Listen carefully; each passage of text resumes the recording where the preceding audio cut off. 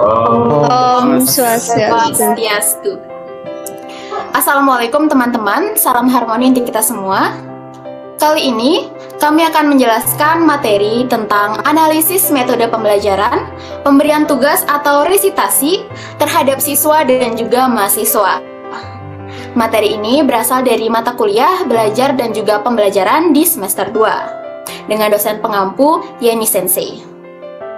Baik, sebelum itu mari kita perkenalkan kami dari grup D, khususnya grup 11 dari kelas 2F dengan anggota kelompok, yaitu yang pertama saya sendiri Nitya Swari, rekan saya Krisna, Wistia, Dharma, Ikhlas, Aditya, Dewi Tantra, dan juga Rian.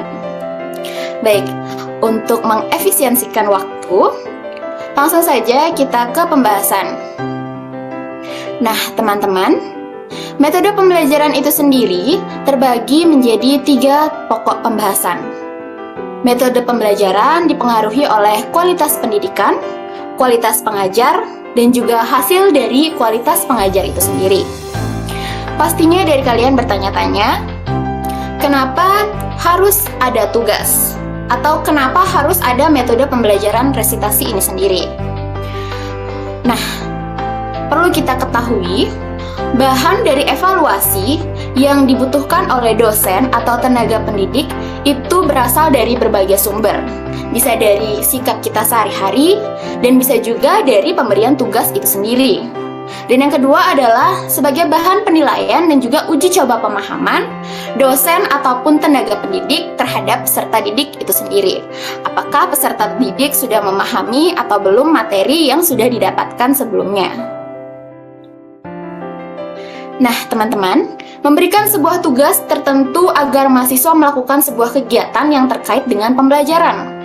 Hal ini merupakan pengertian dari metode pembelajaran tugas atau resitasi. Tugas atau resitasi ini sendiri tidak sama dengan pekerjaan rumah atau PR.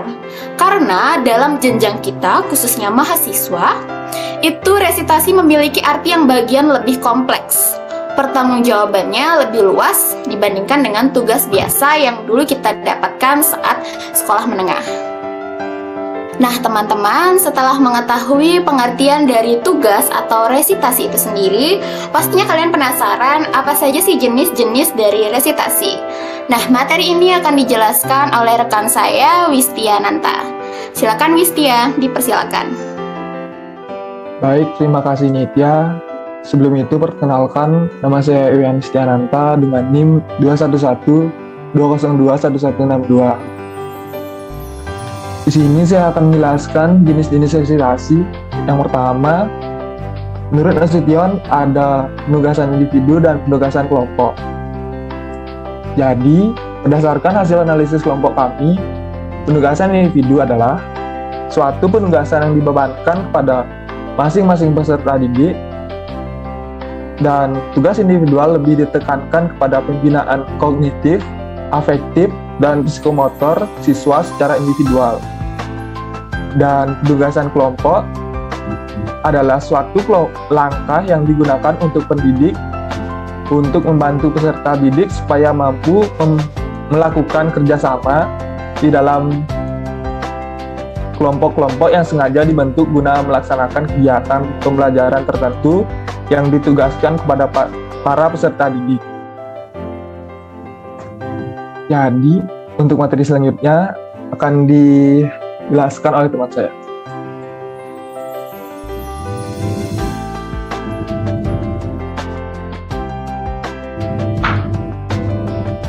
Baik, terima kasih atas kesempatannya. Jadi sebelum saya lanjut ke materi, izinkan saya memperkenalkan diri. Perkenalkan, saya Purwakalus Srikanta Karisma Dewi dengan NIM 21120216165. Jadi di sini saya akan membahas tentang langkah resitasi. Jadi yang pertama ada fase pemberian tugas, yang kedua ada fase pelaksanaan tugas, yang ketiga ada pertanggungjawab tugas. Lanjut, next.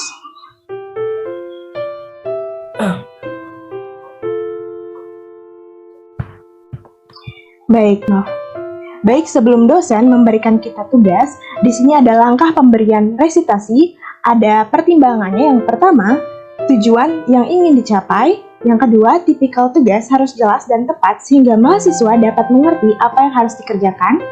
3, tugas harus sesuai dengan kemampuan siswa. Yang keempat, ada terdapat sebuah sumber atau petunjuk yang dapat membantu pekerjaan mahasiswa. Dan yang terakhir, ada memberikan sebuah waktu yang cukup untuk mengerjakan tugas tersebut. Baik, terima kasih. Untuk materi selanjutnya akan dijelaskan oleh Dharma.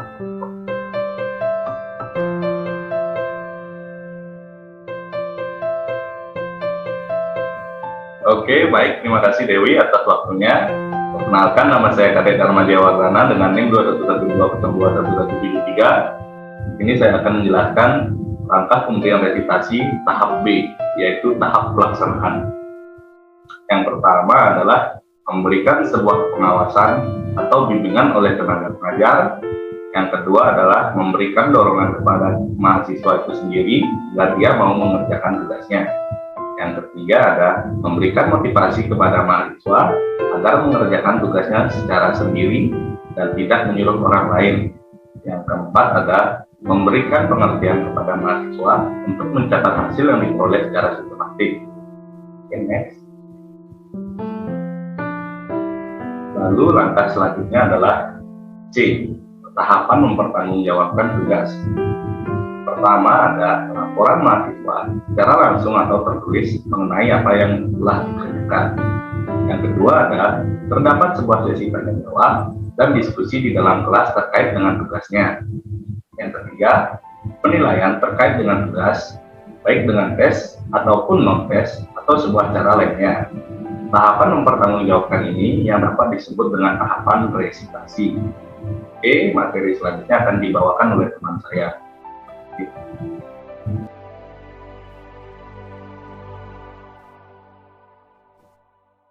Baik, untuk selanjutnya yaitu keistimewaan metode tugas atau resitasi. Sebelumnya, perkenalkan, nama saya Ibu Turian Andika dengan NIM 21120211167.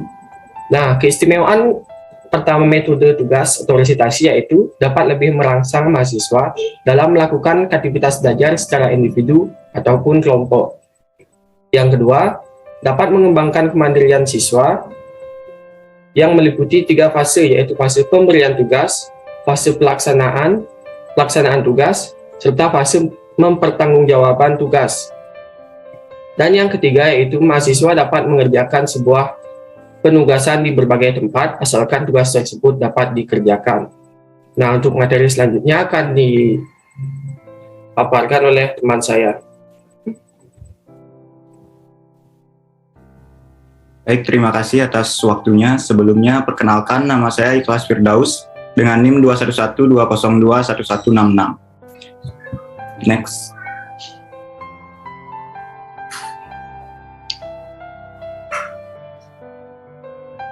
Baik, teman-teman, jadi setelah kita mengetahui definisi dari resitasi, kemudian jenis-jenis resitasi, kemudian langkah-langkah resitasi, di sini saya akan memaparkan kelebihan dan kekurangan dari pemberian resitasi. Yang mana kelebihan yang pertama yaitu dapat lebih merangsang mahasiswa untuk melakukan sebuah aktivitas pembelajaran yang baik secara individu atau kelompok. Kedua, dapat lebih mengembangkan kemandirian pada mahasiswa meskipun tanpa pengawasan dosen. 3, dapat mengembangkan disiplin dan tanggung jawab mahasiswa. Keempat, dapat mengembangkan kreativitas pada mahasiswa. Nah, selain itu, adapun kekurangan dari pemberian tugas atau resitasi. Yang pertama, mahasiswa cenderung lebih sulit untuk diawasi apakah benar dirinya sendiri yang mengerjakan tugas tersebut atau orang lain yang mengerjakannya. Kedua, khusus untuk tugas kelompok, tidak jarang banyak anggota kelompok yang tidak ikut berkontribusi dalam pengerjaan tugas dan hanya cenderung menumpang nama. 3, tidak mudah untuk memberikan tugas yang sesuai dengan kemampuan individu mahasiswa yang memiliki kemampuan berbeda satu dengan yang lainnya. Dan yang terakhir, sering memberikan tugas yang monoton atau tidak memiliki variasi, yang mana hal tersebut dapat menyebabkan mahasiswa menjadi bosan dan jenuh. Oke, sekian dari pemaparan materi dari saya. Untuk materi selanjutnya akan dijelaskan oleh teman saya. Baik, pembahasan selanjutnya yaitu contoh-contoh dari metode resitasi atau simulasinya. Yang pertama akan dijelaskan oleh rekan saya, Aditya. Silakan Aditya. Baik, terima kasih atas waktunya. Perkenalkan, nama saya Kadita Dharma Putra dengan NIM 21120211157. Baik, jadi di sini saya mendapat materi penugasan individu. Nah, di sini ada ikhlas sebagai dosen bahasa Inggris ingin mengetahui kemampuan peserta didik yang diampu. Selanjutnya yaitu ikhlas memberikan tugas kepada masing-masing individu. Dan juga ada memberikan deadline pengumpulan dan format tugas. Yang selanjutnya membebaskan mahasiswa dalam proses pembuatan tugas dan memberikan standar plagiarisme. Selanjutnya, dosen memberikan tugas sesuai KD atau SKS. Dan pemberian nilai tugas numeratif maupun alfabet. Yang terakhir itu menanyakan kepada siswa atau mahasiswi kendala yang dialami selama tugas diberikan kepada dosen. Baik, jadi itu materi yang bisa saya jelaskan. Selanjutnya akan dijelaskan oleh teman saya. Terima kasih. Baik, terima kasih Aditya atas pemaparannya. Jadi teman-teman dapat kita simpulkan berdasarkan simulasi dari penugasan individu ini, dosen membebaskan para mahasiswanya atau tenaga pendidik membebaskan peserta didiknya untuk memilih ataupun untuk memilih di mana mereka akan mengerjakan tugas dan bagaimana proses dari pengerjaan tugas itu sendiri, tapi dengan memberikan beberapa standar. Yang pertama ada standar plagiarisme dan juga ada standar-standar web-web yang wajib digunakan oleh mahasiswa. Contohnya kita tidak boleh menggunakan source dari Wikipedia ataupun dari artikel-artikel yang tidak jelas siapa penciptanya, seperti itu teman-teman. Nah, dengan pemberian tugas individu ini, maka dosen dapat mengetahui seberapa besar kemampuan yang dimiliki oleh peserta didik itu sendiri dilihat dari pemberian nilai tugas yang berdasarkan numeratif ataupun alfabet. Jadi siapa nih yang di sini dulu penilaiannya pernah dikasih nilai 80 ataupun A+ dari gurunya? Silakan komen ya. Selanjutnya, materi selanjutnya adalah penugasan kelompok. Simulasi ini akan dijelaskan oleh rekan saya yaitu Krisna. Silakan Krisna. Oke, baik. Terima kasih atas waktunya. Sebelumnya, perkenalkan nama saya Krisna Putri Arifutami dengan NIM 21220211172. Jadi, di sini saya akan menyampaikan tentang penugasan kelompok. Yaitu ada Adit sebagai dosen memberikan penugasan kelompok. Selanjutnya, mahasiswa bebas memilih kelompok dan menyetor nama kelompok. Selanjutnya, Adit memberikan tugas sesuai KD atau SKS. Selanjutnya, ada selama pemberian tugas, Adit membebaskan mahasiswa untuk berkembang dan berinteraksi antara satu dengan yang lain. Selanjutnya, dosen memberikan deadline pengumpulan tugas serta menganalisa partisipan dari masing-masing kelompok dengan caranya tersendiri. Dan terakhir ada Adit melakukan evaluasi di akhir sehingga tahu di mana letak kekurangan metode kelompok yang diterapkan dalam kelas tersebut. Mungkin sekian yang dapat saya paparkan. Selanjutnya akan dijelaskan oleh teman saya. Terima kasih. Baik, terima kasih Nana atas pemaparan dari simulasi tugas kelompok ini. Dapat kita simpulkan berdasarkan simulasi tersebut, di sini Adit yang posisinya sebagai dosen membebaskan para mahasiswanya atau peserta didik untuk memilih kelompok. Entah kelompoknya akan tersusun berdasarkan gender kah atau teman-teman yang mereka sukai, itu terserah mereka. Dengan beberapa catatan nih, yaitu menyetorkan nama kelompok. Hal ini sebagai antisipasi apabila nanti ada kelompok yang kurang atau ada mahasiswa yang tidak mendapatkan kelompok. Nah, selama pemberian tugas, Adit membebaskan mahasiswanya berinteraksi seperti apa, pengerjaannya kapan, dengan memberikan rentang waktu pengumpulan tugas itu sendiri. Nah, Adit juga tidak memberikan judgement kepada mahasiswanya, entah menganalisa seperti apa.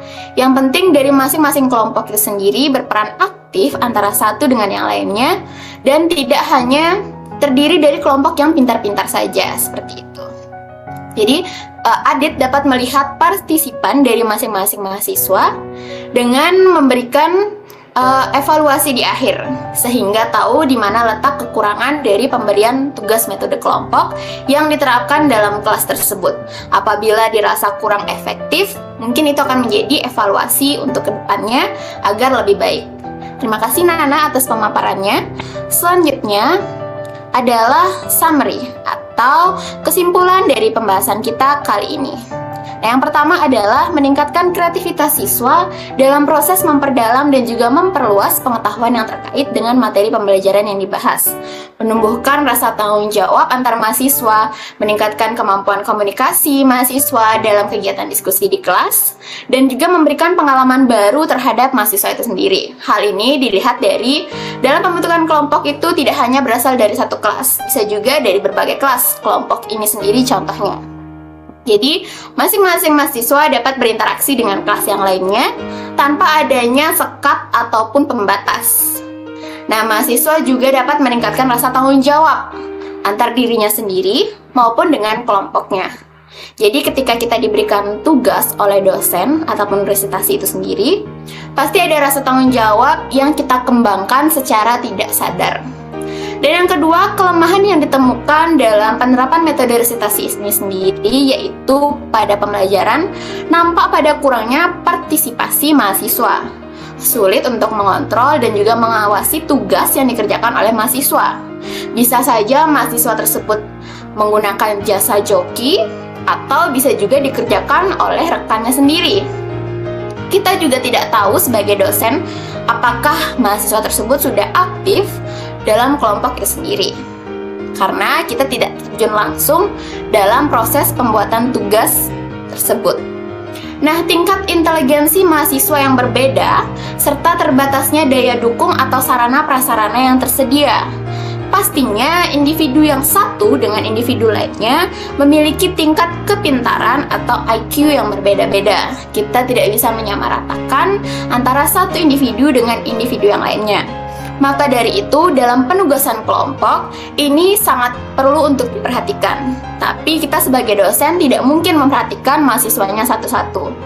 Jadi ada beberapa contoh-contoh bagaimana caranya kita menentukan kelompok dalam suatu kelas. Nah, materi itu sudah kita pelajari sebelumnya, dan sekarang hanya penerapannya saja. Jadi itu kurang lebih peningkatan kreativitas siswa dan juga kelemahan yang kita temukan dalam metode pembelajaran pemberian tugas atau resitasi itu sendiri. Baik teman-teman, sebelum mengakhiri presentasi kami kali ini, ada quotes mengatakan pendidikan adalah kehidupan. Dengannya kita merasa lebih bermakna. Ketika kita membaca satu buku, maka pengetahuan kita juga akan bertambah satu buku itu sendiri. Sekian presentasi dari kami. Sebelum kami menutup presentasi, ini adalah referensi sumber-sumber jurnal yang kami gunakan dalam menganalisis metode pemberian tugas atau resitasi. Pastinya jurnal-jurnal yang sudah terverifikasi dan juga sudah sangat-sangat diakui kredibilitasnya. Nah, sebelum kami menutup presentasi kami kali ini, jika kalian tetap memiliki pertanyaan atau penasaran dengan metode pembelajaran resitasi, kalian bisa tanyakan di kolom komentar nanti, atau bisa langsung tanyakan ketika pada sesi tanya jawab. Sekian dari kami ucapkan terima kasih. Akhir kata, Om Santi Santi Santi Om. Assalamualaikum warahmatullahi wabarakatuh. Salam harmoni untuk semuanya. Makasih teman-teman.